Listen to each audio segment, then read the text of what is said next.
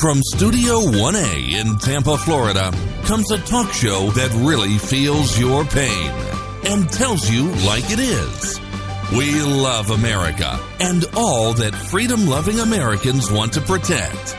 Live from coast to coast and on your radio, it's For the People with Keith Allen. We'll help you survive this thing called life. We're for the people. Whatever your source of stress or strife, for the people is there. Well, hello, Mr. and Mrs. America. I am Keith Allen and proudly welcoming you to this Wednesday, July the 19th, 2017's program we call For the People. We recommend that if you are looking and seeking for intelligent conversation with the ingredients of common sense, you've come to the right place. There's a lot of talk shows out there, and we feel like we got a unique thing going. And if you're a new listener, we appreciate it. And if you like the show, share the show. We're trying to promote the show as much as possible with our Summer Station Initiative as we're gaining popularity in more states and more stations. And if you're listening to on a radio station, a great way to really thank them is to do business with their sponsors, their advertisers on their radio station. And or send them an email because it's very, very kind of them. We're listener supported. We don't get a check from the radio station. They don't send us money. We don't charge to be on the station. It's a labor of love. And a lot of the big names, household names like Rush Limbaugh, these guys make a huge number, millions of dollars to be on broadcast. And hey, I'm not a hater, man. I'm big envious of that, but we're just a little bit different than what he does, or maybe the other brand of talk shows that are out there. I try to put together a broadcast that we feel like will encourage you to look beyond the headlines and do some research yourself, teach you a few things, educate you about it, and bring you up to speed daily on what's going on in the world around you. And if you ever have a story that you feel like it needs some attention, you can feel free to email us at any time at forthepeopleshow.com. We'll look at it, and if it looks good on the up and up, we fact check stuff to make sure, that it's not lunacy out there. We don't have anything crazy, but if it's good, it's sound, we'll go ahead and put it out there to get the word out so people know. But knowledge is power. It's a good thing, and we always want to make sure that you also have a show that's relatively thoughtful. Yeah, we don't like to be thoughtless. There's a lot of shows out there. I listen around just to kind of see what's out there, and I say to myself, wow, it takes 6 people to put a show together, and I didn't learn anything. A bunch of laughing, carrying on, and nonsense like it's a morning show going on in prime time, and I'm thinking to myself, okay, I guess if you want to be entertained, that's cool. That's not our goal here, is to seriously, but there are elements of the show that will have that in there. So it just happens. But we don't purpose it. It's just kind of an organic thing that happens. And we like that fluency. But we're able to have that because we're listener supported. We don't got program directors telling us we can't talk about various issues. We talk about a lot of different things. People ask me, is it just solely political? We talk a lot about politics, but we talk a lot about lifestyle, health, science, religion, just a myriad of different things. But we do it with passion, and we try to be very thoughtful about it, not thoughtless, and we don't do it with hate or malice or racism, bigotry, or anything like that. There's no place for it here on For the People.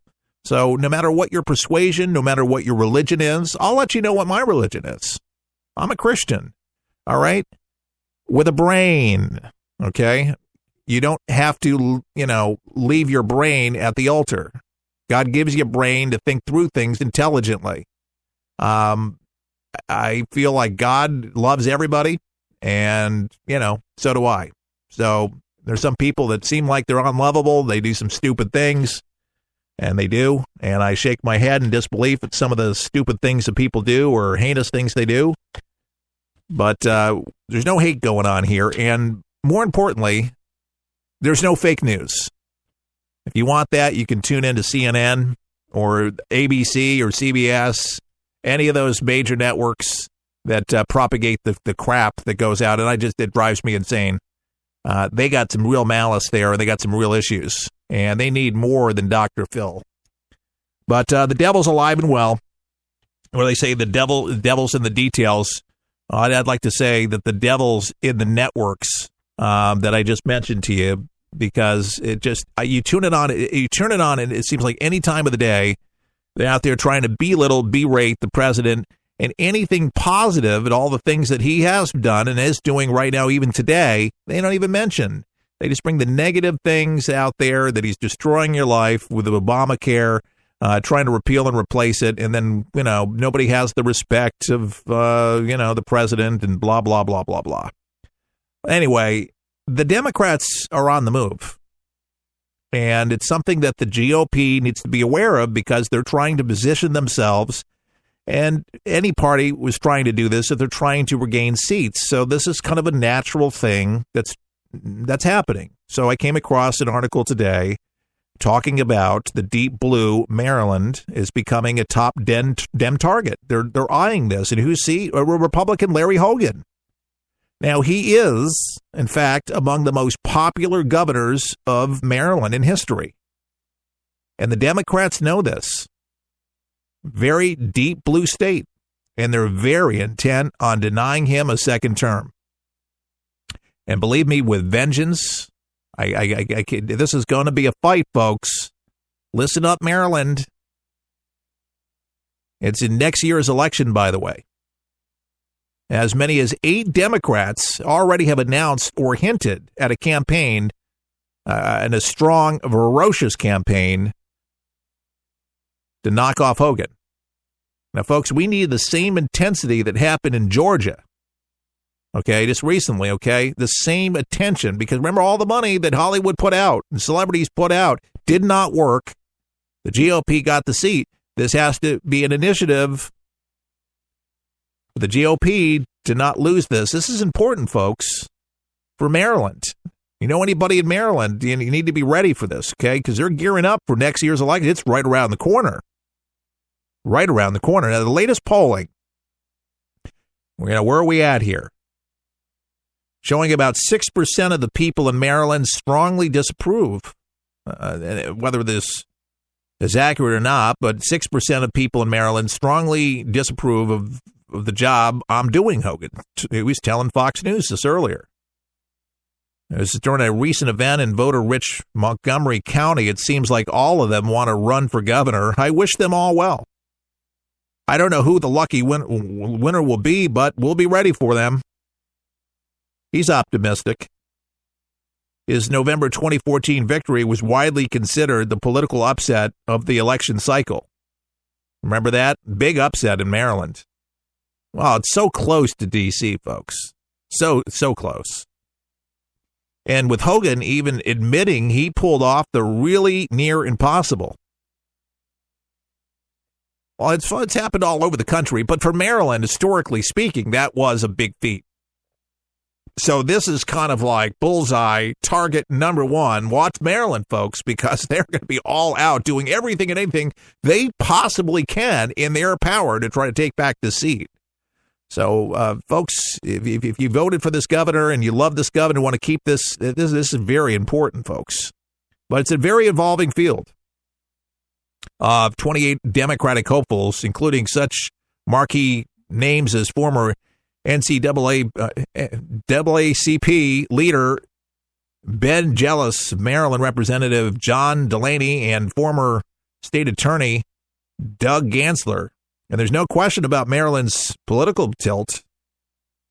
Roughly half the state's 3.9 million voters are registered Democrats. You heard right, 3.9 million. Republicans haven't controlled the General Assembly since the early 1900s. And the last GOP senator was elected to Congress in 1970.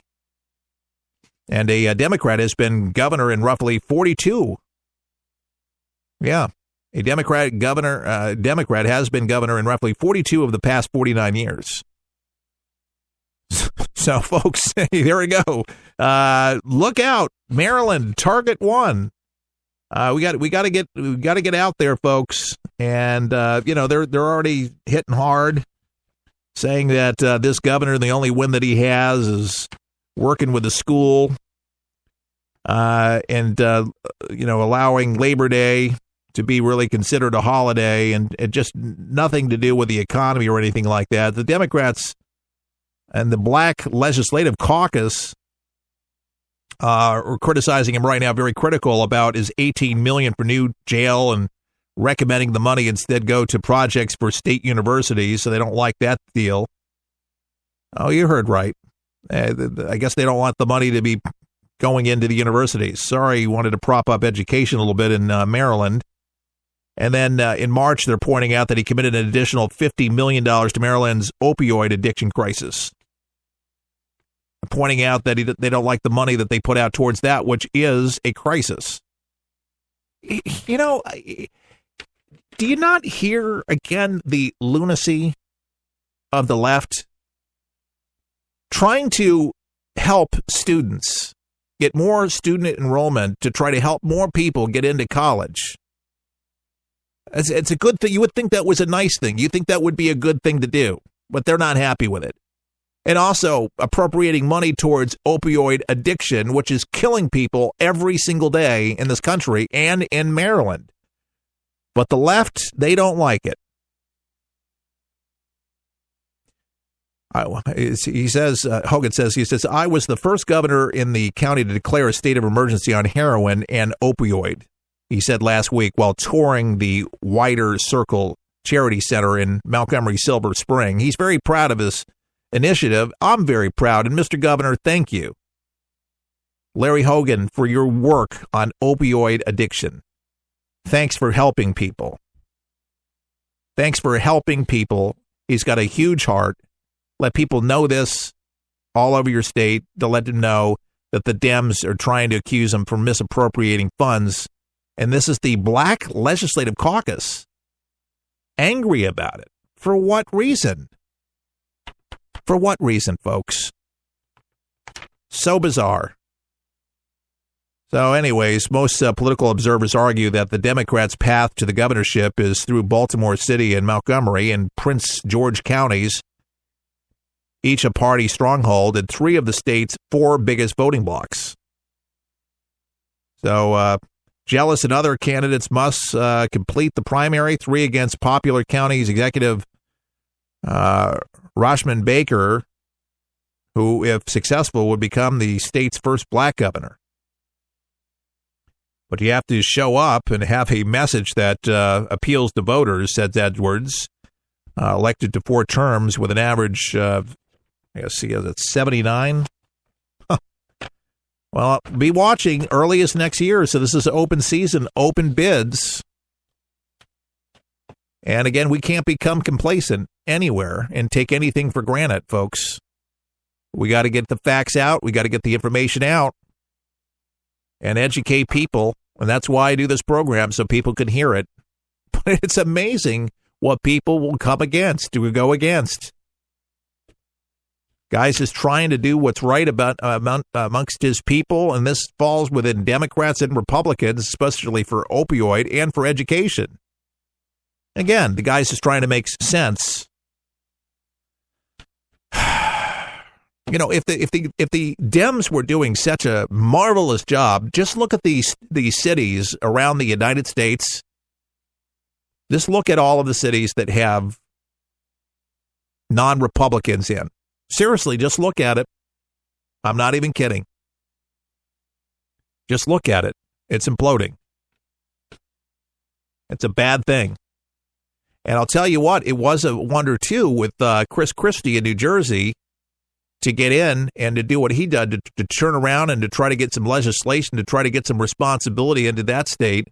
I'll tell you, the finest achievement, Bridgegate, terrible thing, Beachgate, it hasn't become anything as big as Bridgegate, which is a bad thing that plagued his governorship, that's for sure. But Sandy Hook, not Sandy Hook, that was the school, but Hurricane Sandy and the Jersey Shore, and getting the money appropriated to rebuild all that destruction, and for the insurance companies